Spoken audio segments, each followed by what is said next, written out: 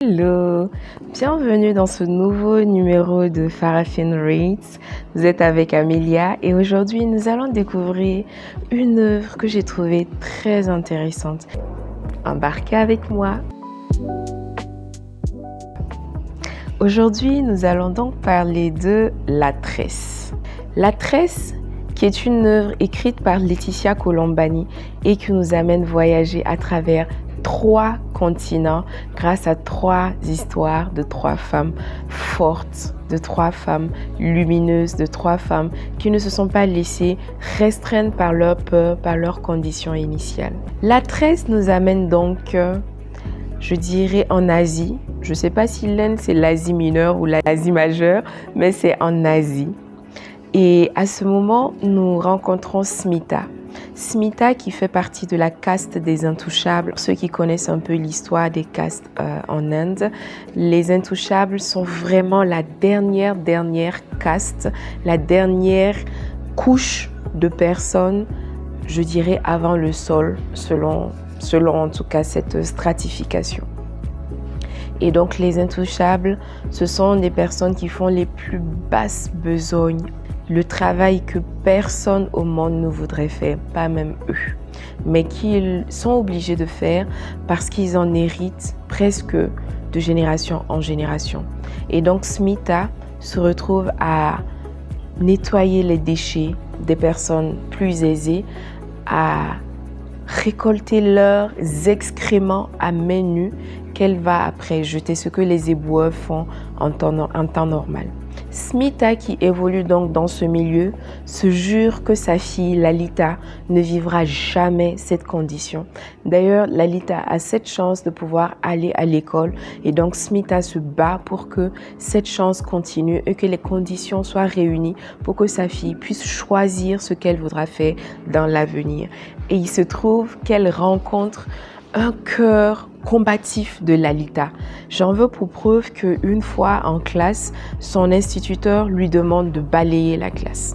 Je ne sais pas si c'est parce qu'il se dit que c'est une intouchable et que parmi ses camarades de classe, c'est elle qui est plus à même de faire ce travail. Dans tous les cas, Lalita refuse. C'est ce qui lui vaut d'être battue par son instituteur. Qu'à cela ne tienne, elle ne cède pas. Mais son père est outré parce qu'il trouve que Lalita a déjà la chance de pouvoir aller à l'école avec les autres et qu'elle ne devrait pas gâcher cette chance avec autant de fierté. Smita n'est absolument pas d'accord et d'ailleurs elle trouve que son mari est lâche et qu'il ne se bat pas comme il se doit pour sortir sa famille de cette condition que lui estime être une fatalité. Smita n'est pas du tout de cet avis. Elle se bat. Elle collecte le peu d'argent qu'elle gagne. Elle va malheureusement jusqu'à piquer un peu de sous à une des patronnes chez qui elle travaille. Et elle arrive avec sa fille à s'enfuir en pleine nuit. Bon, son mari s'en rend compte et essaie de les rattraper, mais ça ne va pas du tout l'arrêter. Elle s'enfuit et elle va vers le Punjab. Là, il y a un temple dans lequel on dit que lorsque tu offres tes cheveux, vous connaissez un peu le sacré des cheveux indiens, lorsque tu offres tes cheveux, ce que tu demandes peut se réaliser. Et donc c'est vers cette quête-là que Smita va avec sa fille Lalita. Après des périples, elles finissent par atteindre le temple et offrir leurs cheveux. Je vous laisse lire le livre pour savoir si cette offrande va justement leur ouvrir les portes qu'elle espère voir ouvertes. Nous continuons donc en Italie, en Europe, avec Giulia. Giulia est une jeune fille de la vingtaine, très vivante, pleine de couleurs, avec des parents qui l'adorent, qui l'aiment.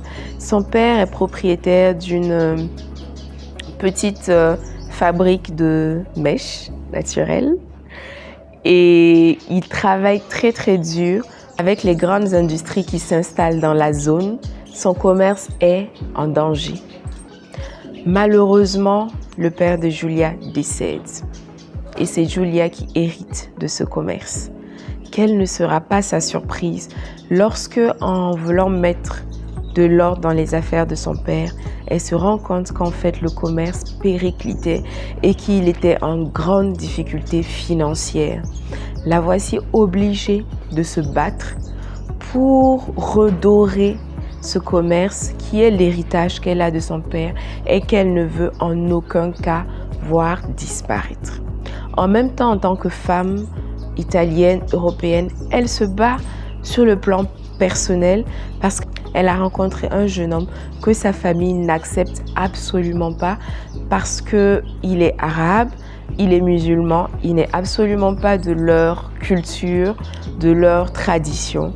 Mais Julia est amoureuse et ce jeune homme également est amoureux.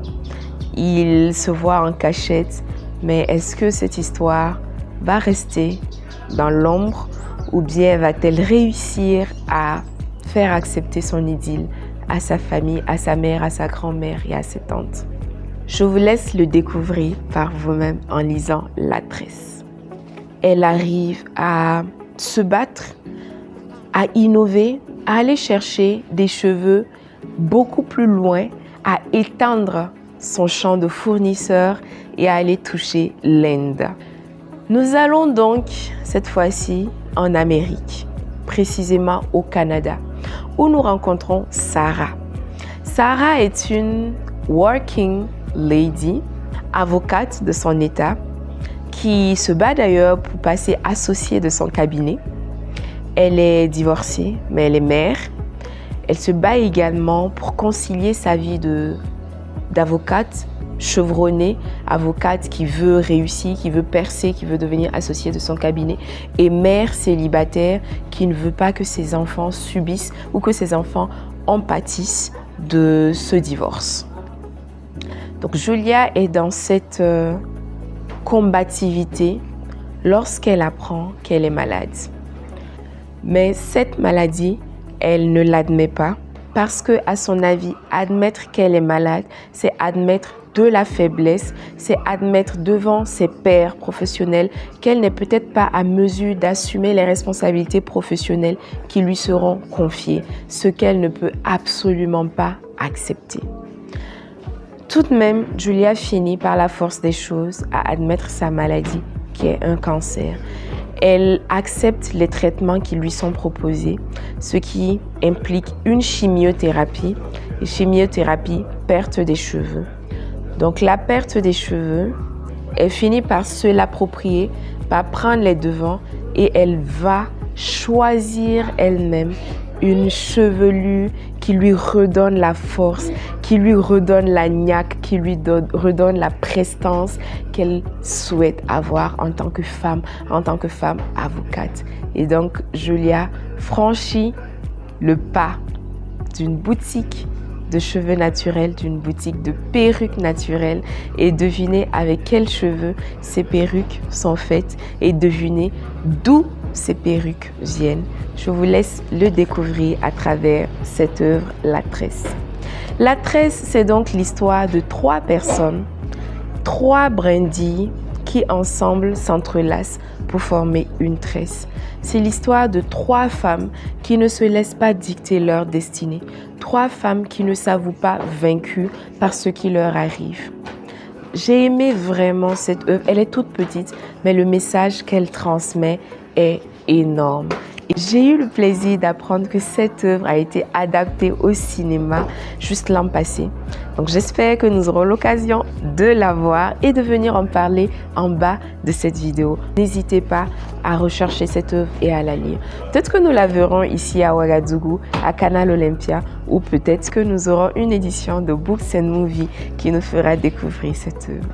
Pour l'heure, je vous laisse avec cette réflexion et je vous invite à partager vos impressions, votre sentiment avec moi. Très bientôt pour un nouveau numéro de Farafin Reads.